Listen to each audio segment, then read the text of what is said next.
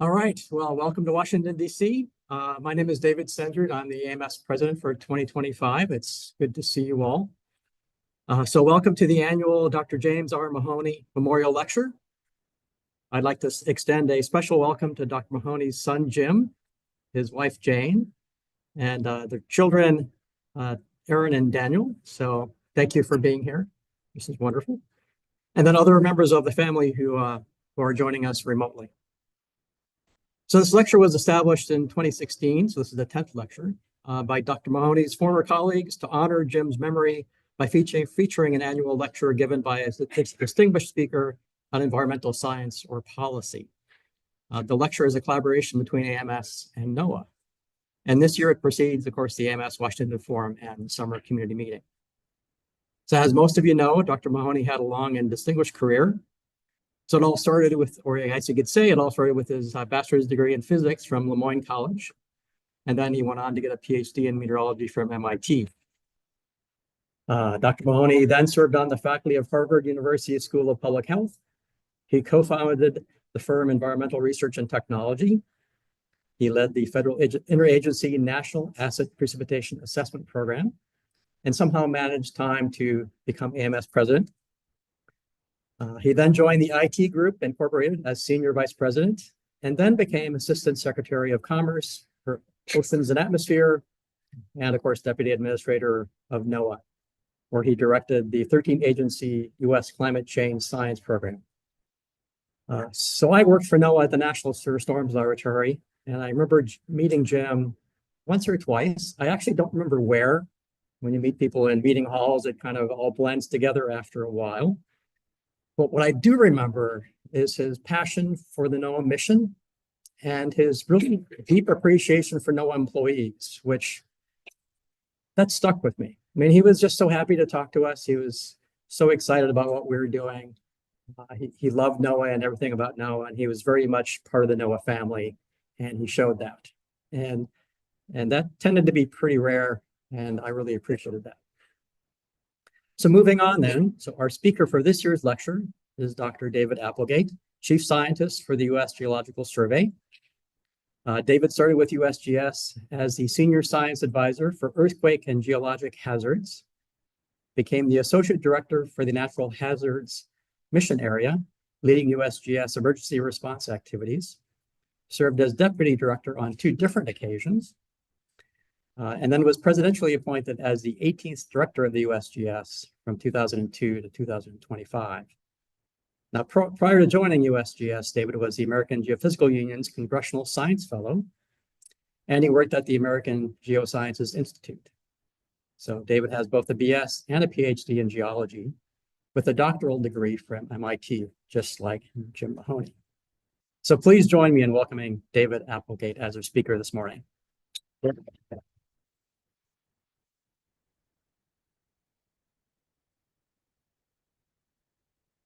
Thanks so much, and I truly do appreciate the invitation to get to speak with you today, and particularly to be giving this lecture. I just had the opportunity to meet Jim's family. I think what a wonderful way to honor his legacy. Jim served with distinction at the interface between science and policy. And I hope that these remarks are very much in the spirit of his leadership and commitment to interagency collaboration for the greater good. Now, I chose this title because there is no better way to ensure that we are serving the nation, serving the people, and doing so in a way that there isn't duplication of effort, that we're all pushing in the same direction, than if we are not operating in our isolated silos, right? Any organizational structure is a stovepipe generating machine, and you have to work hard against that. And the way to be sure that you are, in fact, achieving that is because you rely on one another. And that is true in the interagency space, and it's true in the service that we're providing from the federal level to the state level down to the local level. That's the way that we know that we are, in fact, efficiently and effectively delivering for the American people. In order to do that, that means you have to be talking to one another, and you have to have a mechanism for doing that. And so I'll talk a bit about some of those mechanisms that make this possible. In many ways, the dependencies that we have on one another across organizations, across sectors, across communities, they're a strength, and we should lean into it. Truly, these are good government stories. So I want to thank AMS for not just the opportunity to speak here, but also for their commitment to the science policy arena. I think I particularly want to say how appreciative I am that you're open-minded enough to invite a geologist to come to speak to you. As was noted, I had the opportunity to be in grad school at MIT. That was part of the Department of Earth, Atmospheric, and Planetary Sciences. And there was a very strict hierarchy in what was a very tall, narrow building. Atmospheric sciences and meteorology were on top. Then were the ocean sciences. Then there were the geologists and geophysicists. And then somewhat inexplicably, the planetary science were in the bottom. I never quite understood that part of it. But the good thing was that they had an endowed cookie hour so that everybody would actually get to meet one another and get the chance to interact. So anyway, I appreciate this chance to have the meteorologists bring me in and have the chance to explore our common ground, as it were. I'm particularly a big fan of the Summer Policy Colloquium that provides an important entry point for scientists who have a policy interest to put that first toe into the water. We need these translators who can navigate between the two worlds. We need a shared understanding of what science can contribute and how it can contribute to policy decisions. Public investment in science is being heavily scrutinized, so being able to convey the value case for public science and how it relates to the academic and the private sectors is absolutely essential. So now, having said that we need translators, I have to admit some self-interest in that. I see myself as that's really the role that I've seen for myself for the past long time now, 30 years since I started to be involved in the sort of, I guess, the DC ecosystem. And as you heard in my introduction to that,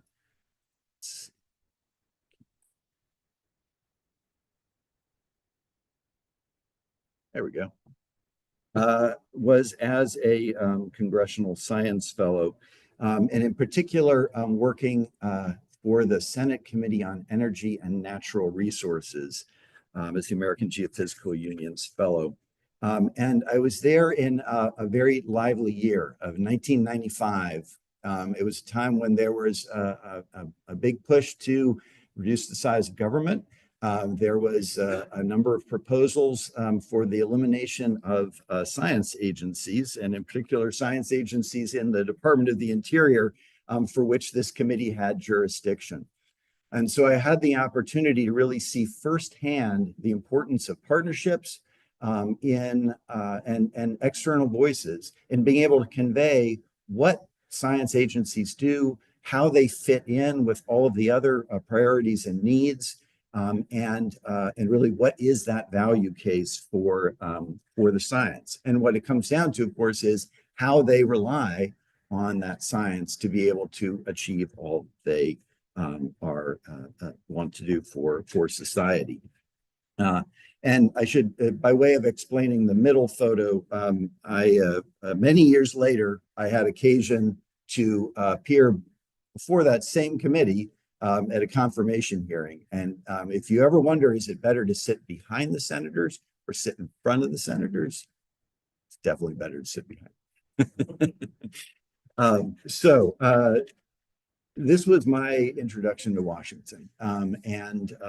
There were 3 science bureaus in the Department of the Interior that were proposed for elimination.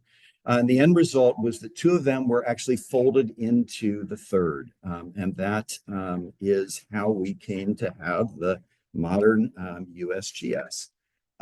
We have what was the National Biological Service capabilities, pieces of the U.S. Bureau of Mines, all became part of the USGS, and really enabling us to become the science arm of the Department of the Interior, and to bring this incredible range of scientific capabilities, bring this very practical, pragmatic science to bear on a wide range of environmental, resource, and public safety issues.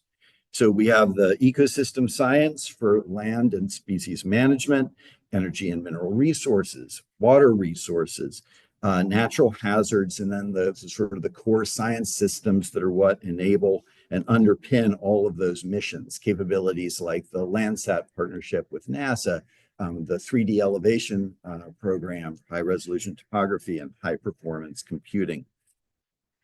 The work we do in hazards really takes place across the entire Bureau, and all of it very heavily engaged with many, many different partners. In some cases, we have the direct responsibility for monitoring and alerting. In the case of geologic hazards like earthquakes and volcanic eruptions and landslides. But in a lot of other hazards, our role is to provide the eyes and the ears for others to be able to do their work, including in many cases, our good friends and colleagues at NOAA. So the same seismic networks that are used for earthquake detection, those also feed into NOAA's tsunami warning system.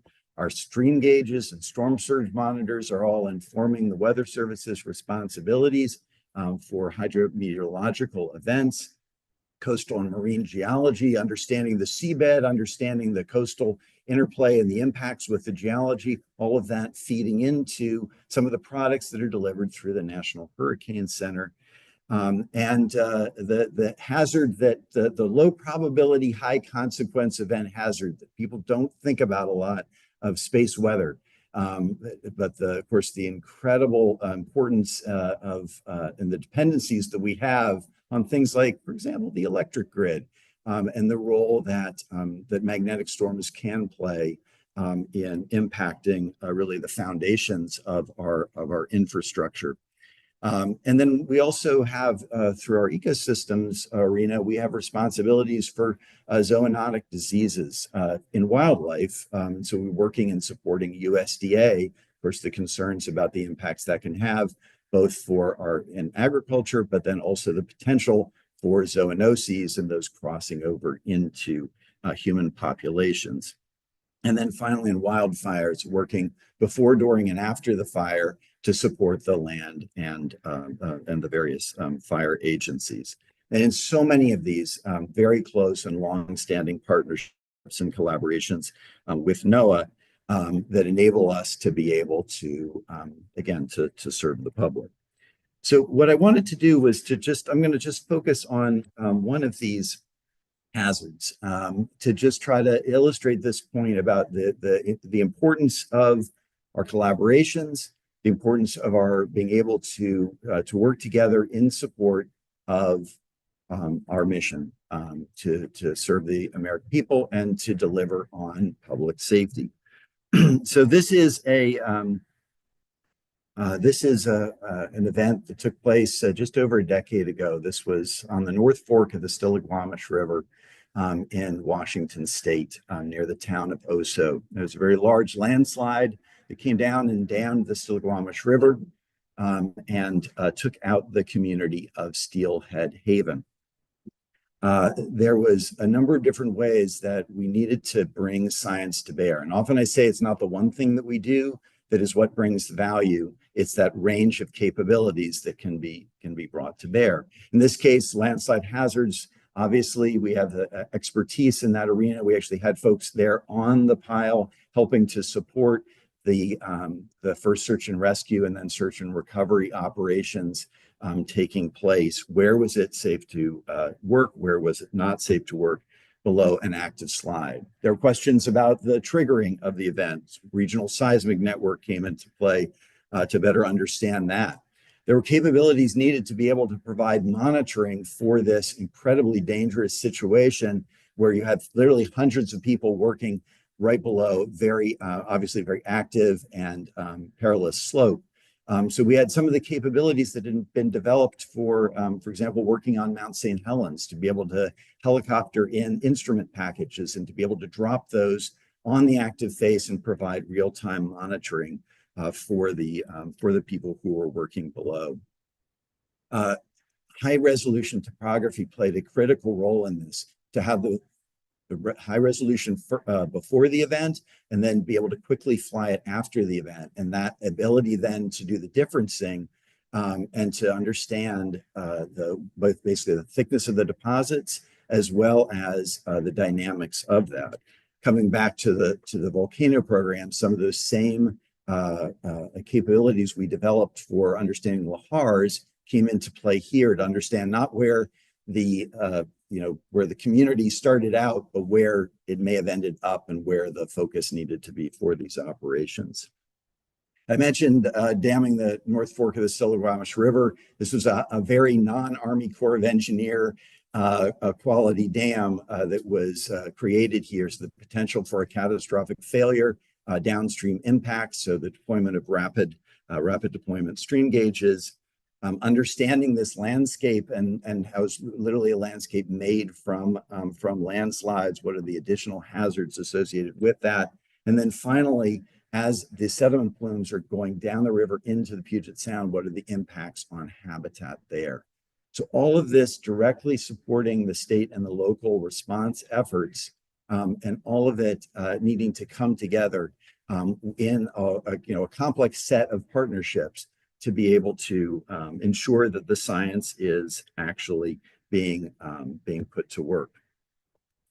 Another example of this, and one where I think really underscores the criticality of, no matter what organizational structures are there, how we work together on the landscape.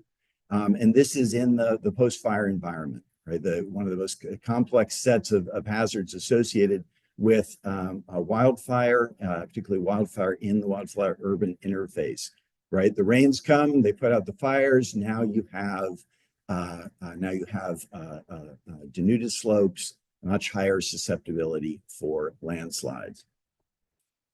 Debris flows, landslides, debris flows, and flash floods share a lot of characteristics. And indeed, this is where we really have to think beyond organizational boundaries. So if it's a flash flood, that's NOAA's responsibility for alerts and warnings.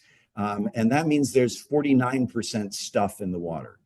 If there's 51% stuff in the water, then that's a debris flow, and that moves over into our responsibility associated with landslides. So we have a choice. We can either send somebody out with a scoop and try to figure out which agency responsibility this was, or alternatively, we could take advantage of the capabilities on both sides. And so that's what this image over on the left is. I think it's like the perfect expression of this.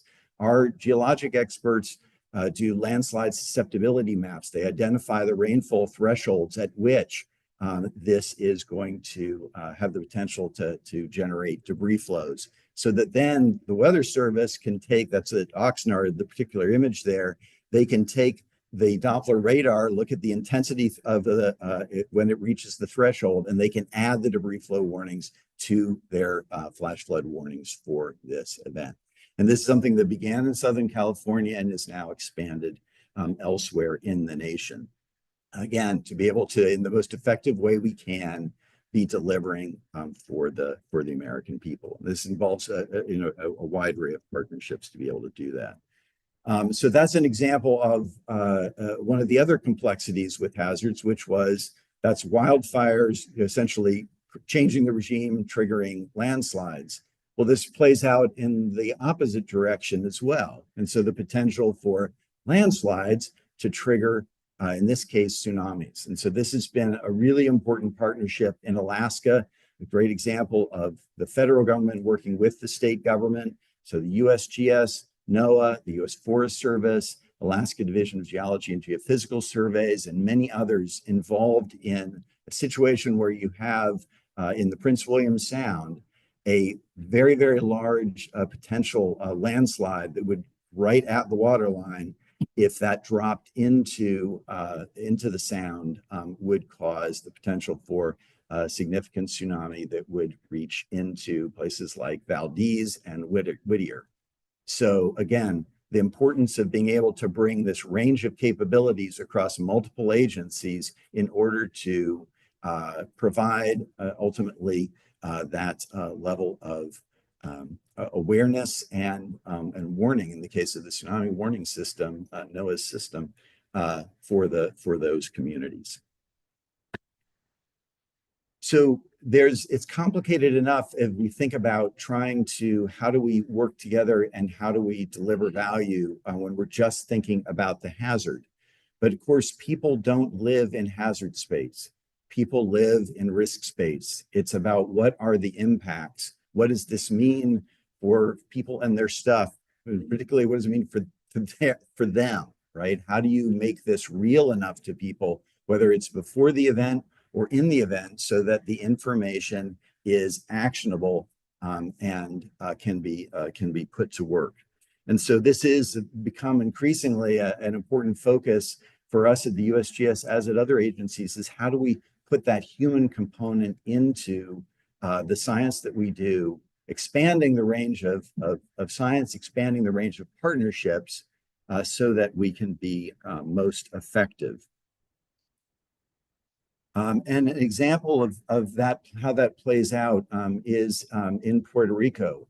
So with the, after Hurricane Maria, there were literally tens of thousands of landslides that impacted the island. And there was a huge need for understanding what is landslide susceptibility, what are the additional hazards that are resulting from this event, and to get that information to those who needed it the most.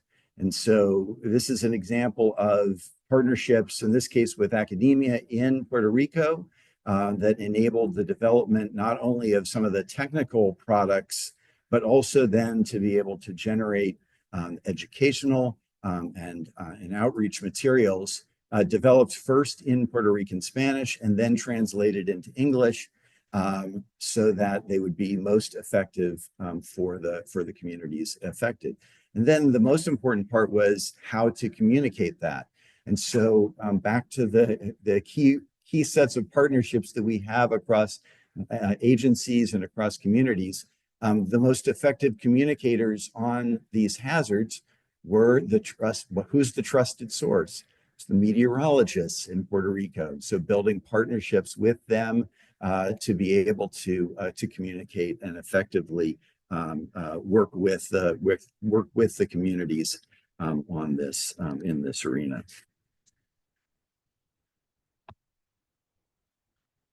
The other point I want to make about the critical aspect of these partnerships is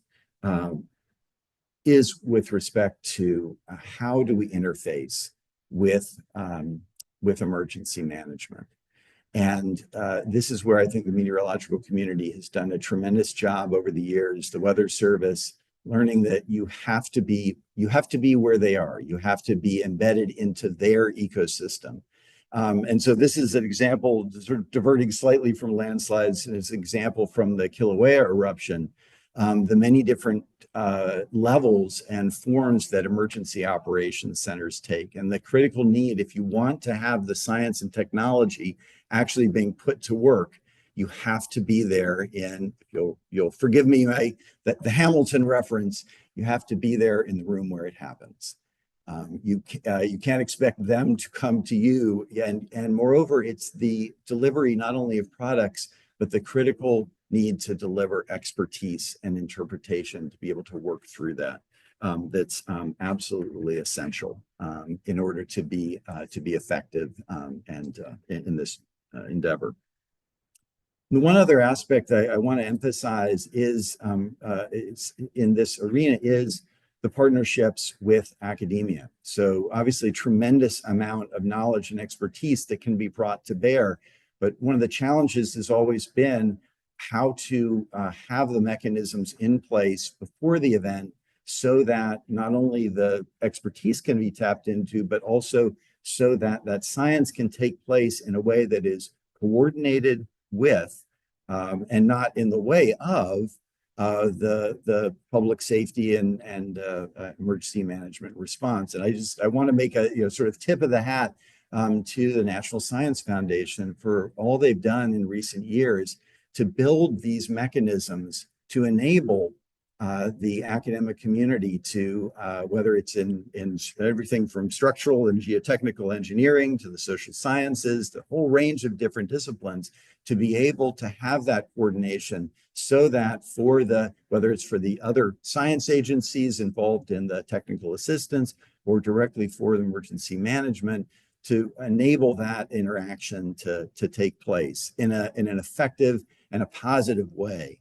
And that all of these things, they don't just happen, right? They really has to be a high level of intentionality in this if we are to successfully be able to make the most of our science and engineering capabilities. So what's kind of remarkable, I think it's perhaps in part due to the fact that landslides are a very distributed hazard. These partnerships and these roles were not really codified until just a few years ago, that Congress acted to establish all of the sort of formal mechanisms to enable this, whether it's at the interagency level or the external advice and consent and so forth. All of that was around 2021 that this particular one was put in place. But this was kind of the most recent of these mechanisms. And if we look across all of the different hazards, you'll see these mechanisms are there. This was a slide that the Science Technology Policy Institute had put together several years, or just a few months ago, to try to get at all of the different mechanisms that are there for coordination, and the wide range of mechanisms in scale and in scope across the different hazards. Each one of these requires care and feeding and attention to whether it is in fact bringing together the right players to be able to achieve this sort of shared goal that we have of disaster reduction. And I think the variety reflects both the recognized need to have these mechanisms in place, but also the challenge of learning across hazards in a nation where we must face all comers. And that's what brings me to the subtitle of this talk, which is to talk a bit about reflections on a couple of decades of interagency collaboration on disaster risk reduction. Okay, so I already told you why I chose the title about relying on one another. And this subtitle is a reflection of my time as either the chair, the vice chair, the co-chair of an entity called SDR, which was, for most of its tenure, has been part of the National Science and Technology Council structure.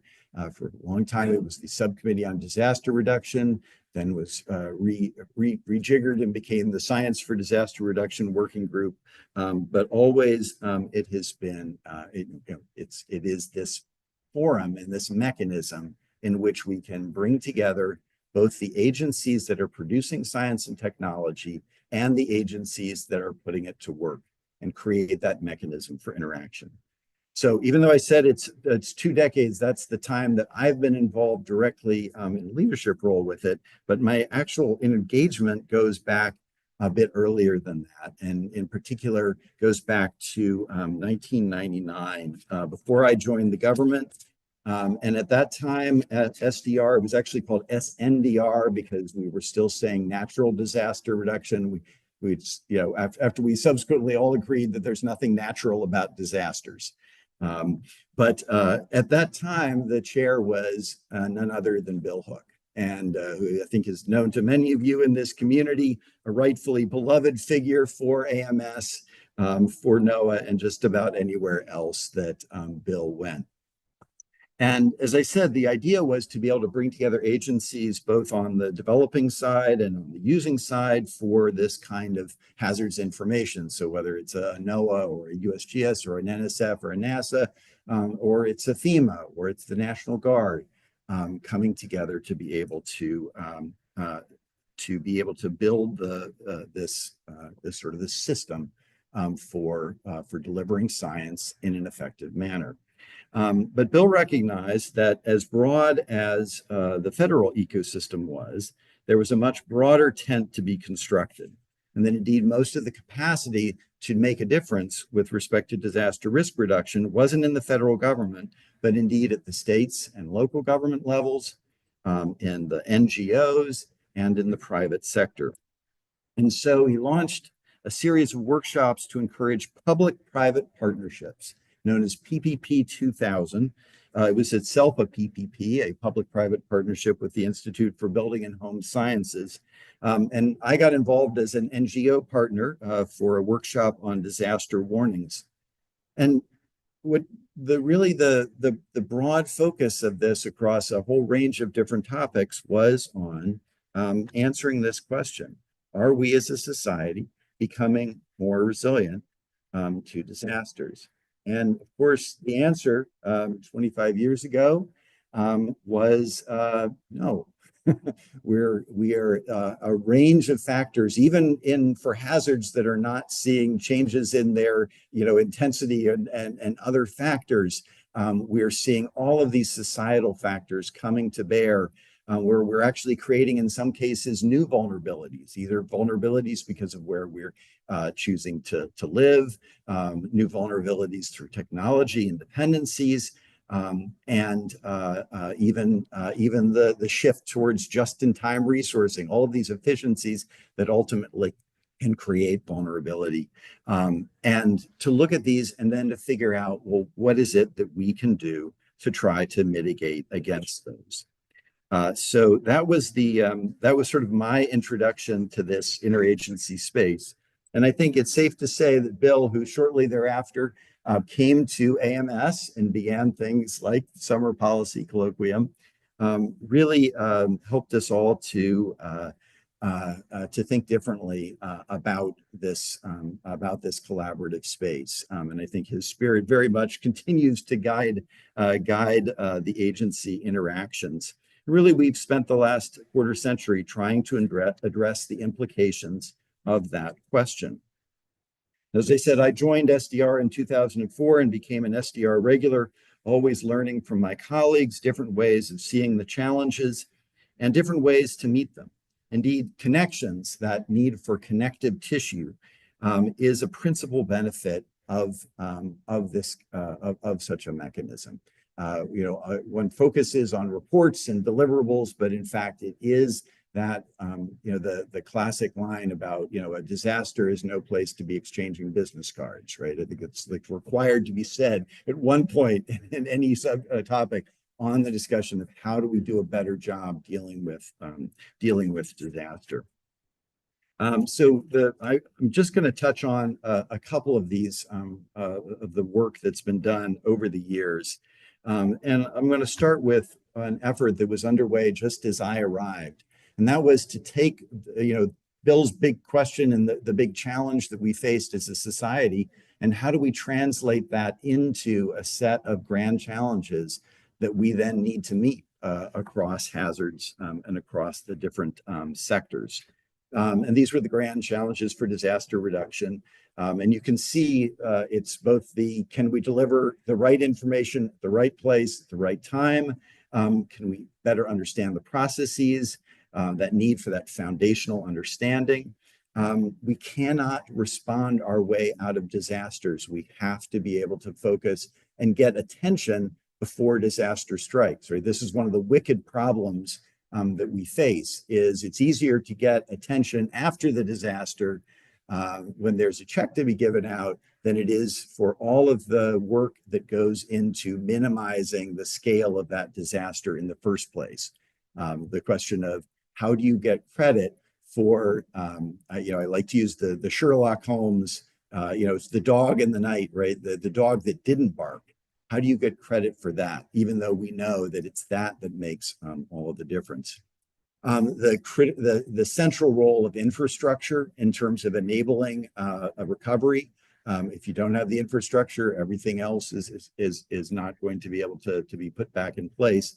And then finally, one that is perhaps seems the least grand is this assessing disaster resilience using standard methods. But what really that comes down to is this: it's you cannot manage what you cannot measure, the classic statement of that. And so this has been one of the areas where SDR has worked over the years, is in part in response to the Sendai framework, to be able to convey how are we doing? Are we making a difference? Are we moving in the right direction? There is no US governmental statistical agency that does all disaster statistics. And it's a capability that lies across NOAA and Small Business Administration, USDA, a whole range of different agencies have responsibilities. And so it takes an intentional effort, again, to be able to bring this information together in a way that we can track it. Another role that this interagency plays is to understand when we do have mission space where there is the potential for overlap, where there's a lot of players in that space. How do we effectively, map and understand the work that's going on? And this is just a recent example from having to do with flood inundation. There are a lot of agencies that are working in this space, and because there's a lot of different needs and purposes. And so to be able to map out the different products, the different information, where you use it, when you use it, and then in the process to be able to create better connectivity so that we are in fact ensuring that we are relying on one another. We're not duplicating efforts. Another area that I mentioned is how do we ensure that science and technology is reaching those who need the information most. And so looking at the role, sort of institutionalizing that role for science and technology advice and technical assistance into that ecosystem of the national response framework. And in this case, learning across disasters, learning particularly from the way that it's structured for oil spill response, and being able to adopt that to the national response framework for other types of disasters. Again, creating that mechanism to be able to learn from one another. And then one of the most recent areas of focus has been on the area of wildfires. As we've seen the increasing damages, we've seen the shift towards no longer just a wildfire season, but really a wildfire year. There are so many players in the wildfire space, just looking even across the land management agencies, all the different land types, all of the interactions, different levels of government, because really challenging to figure out how do you get the science and technology to those who need that the most. And so this has been a partnership with the Wildland Fire Leadership Council to be able to bring together all of the different agencies in this space to prioritize and focus the work that we do in the wildfire arena, both before the event, during the event, and after the fire.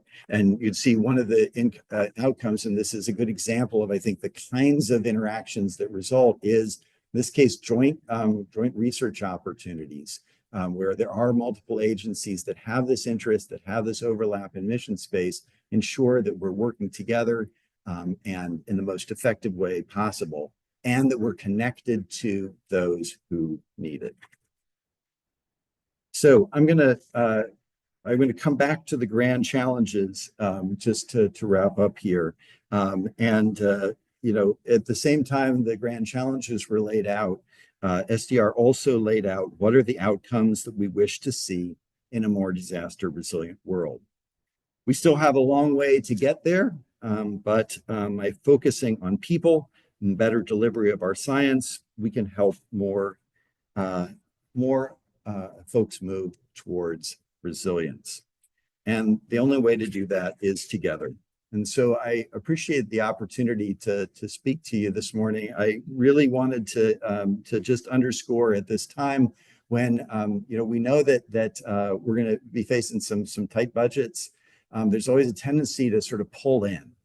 And in fact, what we need to do is to sort of very intentionally reinforce the critical need to continue to engage with one another, whether that's across the interagency, across the different sectors, and across the different levels of government, to ensure that together we are relying on one another, we're putting our best foot forward, and that we are ultimately delivering on the important public safety mission that we share for the nation.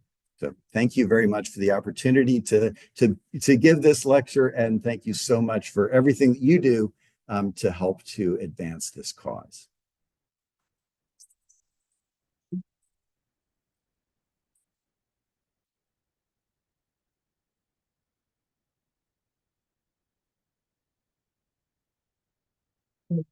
Time for questions and comments. So we have a microphone.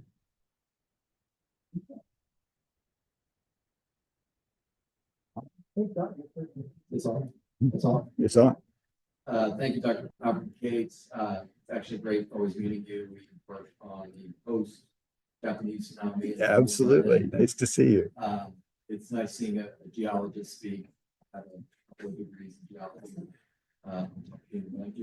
And you're willing to admit that in this, that this is good. This is That's good, right. right? That's right. So my question, that I'm kind of asking this in the context of Hurricane Helene, again, another interagency extreme event.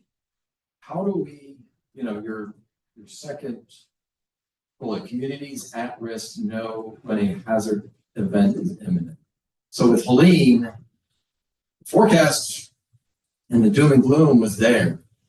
But how do we get these communities to really have that imagination of how bad it can get without coming across as sensational and, getting into the hype of things? But it's those top tier, the wildfires and SoCal.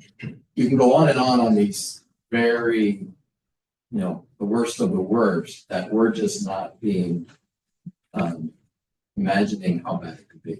Yeah, no, it's a great question, and I think it does also comes back to that issue of we're continuing to learn what are those who are those trusted sources, right? How do you, even if you have the information, how do you effectively get it to those who need it the most? And that's a changing landscape. Right, it's not what may well have worked in the past may not work in the future. One of the things that I think has been a useful tool to try to address the hardest time is to try to address that in the moment. Right, much better to try to address it ahead of disaster.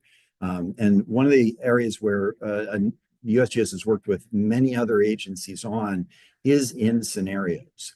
And really using those, and particularly looking at some of these large-scale catastrophic events. So whether it's an earthquake on the San Andreas Fault, or whether it is a tsunami impact in California, or whether it's a atmospheric river events affecting California and Nevada, to be able to then play out, not to use sort of, again, we do a lot probabilistically, but actually to use one scenario in order to make the hazard real, right? And that's one of the biggest challenges. How do you make the hazard real enough to people so that they can work through what are those cascading consequences?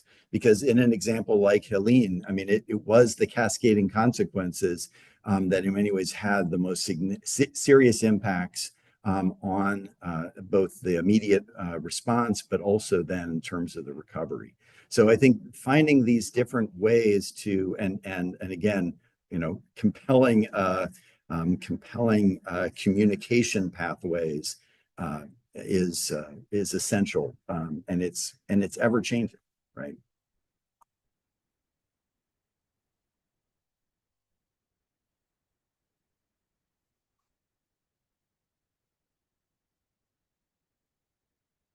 Morning, really enjoyed your lecture. Appreciate that. I'm Sue Haupt from the NSF National Center for Atmospheric Research. And one thing the AMS and the Commission on Weather, Water, Climate Enterprise is about is collaboration between the public, private, and academic sectors. And you talked a lot about collaboration between different public sectors with the academic sector. But what is the role of the private sector in this type of risk mitigation and warnings? Yeah, well, no, it's a great question, and exactly back to that sort of that origin story with the PPP 2000. Part of why I wanted to bring that up and sort of use that as context for so much of what we've worked on since is that recognition of the key role of the private sector with both the NGO community, but especially. Again, the scale, when we think particularly about infrastructure, for example, most of that infrastructure is not in the public sector, it's in the private sector. And so when I talked about the use of scenarios, that has really been one of the effective mechanisms that we've found to be able to engage with whether it's the utility sector or in terms of the construction area, to be able to engage so that they can see themselves as part of this solution. When it comes to mitigation, I think one of the most coming at it from the geologic hazards standpoint, one of the most effective mechanisms that we've got, it's true for hydrometeorological events as well, is building codes. Right. And the building code process is a really interesting one because it is not it is a process that begins with federal information, but it is a process that engages all across the private sector in terms of the development of the model building codes. So it's sort of like federal informed, but it's not federally driven. And ultimately adoption is then on a state and local basis. And not just the adoption from the standpoint of the codes, but then also for example, the seismic guidelines. So having these effective mechanisms to engage with the private sector, both from that standpoint, and the other piece of this is really understanding where, how we each do what we do best. I mentioned the landslide authorization. And there's actually a hearing this afternoon looking at the reauthorization of several of these hazard legislation. That one has combined with it our 3D elevation program and the topography. And that's one of the really compelling areas where you identify the private sector has a huge role in terms of the implementation. In other words, most of the data collection, all of that is handled by the private sector. The role of government is to be able to provide that sort of overarching quality assurance to ensure access to it across all sectors. But ultimately, it's figuring out, you have to have these mechanisms to engage so that everyone is doing what they do best, right? And I think that's, continuing to look for mechanisms to enable that is essential. For creating the most innovative environment that we can. Great question.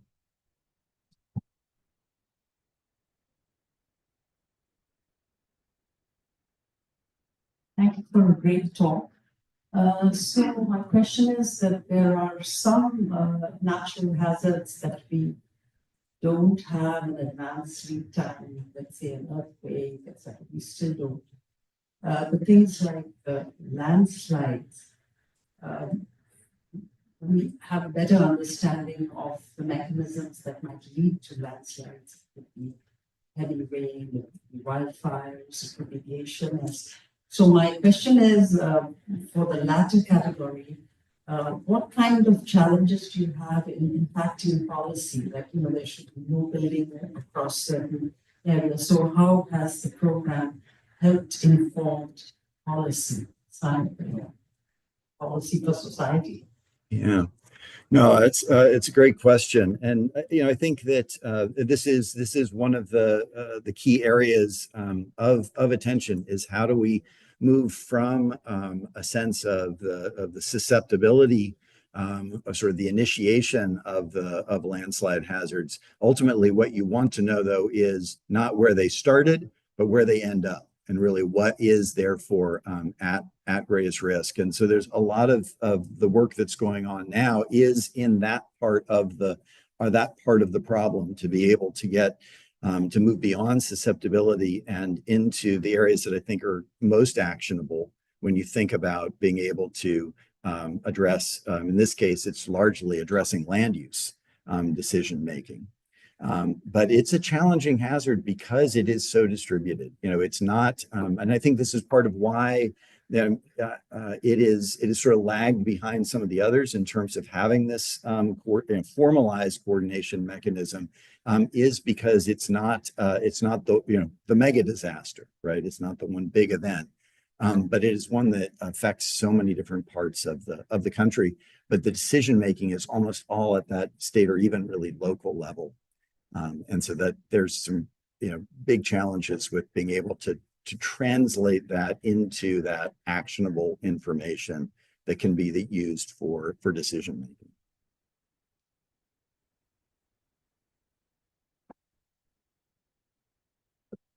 Fred Carr, University of Oklahoma.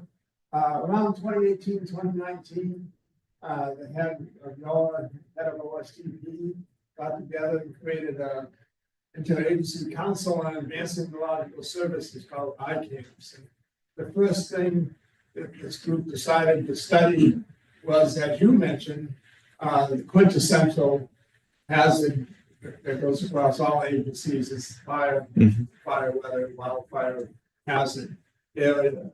And I was just wondering if this ICAMS effort is on your radar, and if so, has it been effective? Yeah, no, thank you for that. Yes. So, the idea was that with ICAMS was, we have this sort of coordination structure in place on the sort of science technology side. We need an equivalent that is on that sort of implementation, that side of things. And of course that had existed for some time in some of my favorite acronyms. What is it? FICMISR and ICMISR, I think they were, which I can't even begin to say what the acronym is, or all of the words are. But the goal of ICAMS was to really focus more on that implementation end of things, that sort of operational end of things. And that first look on wildfire, I think, was a very valuable one because it focused specifically on technology. And working to drive that. Again, what can we learn across agencies? What kinds of capabilities do we have? And therefore has the potential for prioritization. So ICAMS is still is still in place, and it'll be interesting to see. We obviously have a new OSTP and how they're going to use that capability going forward.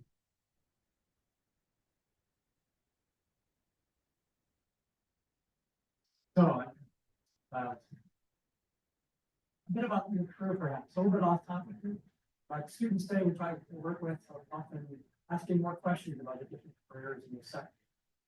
So, as you look back, it's perhaps been the most rewarding and most challenging aspect of your career thus far. Well, I think maybe they're both part of the same thing, which is, as I said, I really have seen my role over the years in many different roles in that interface, as a translator, and I think that that is both what's rewarding is when you are able to to find those avenues, to find those pathways in which the light bulb goes on, whether it's in the science conveying to the policy or in the policy conveying back to the science. So I think that has been the most rewarding. It is to see that that connection happening.